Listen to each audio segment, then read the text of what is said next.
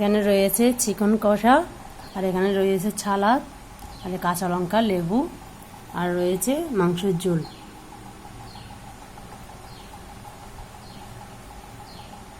কে কে পছন্দ করো অবশ্যই জানাবে। কার কার ফেভারিট ওটাও জানাবে। চিকেন কষা, চিকেন ঝোল, শসা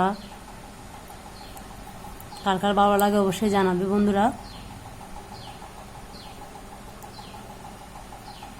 এগুলো আমি নিজের হাতে করেছি।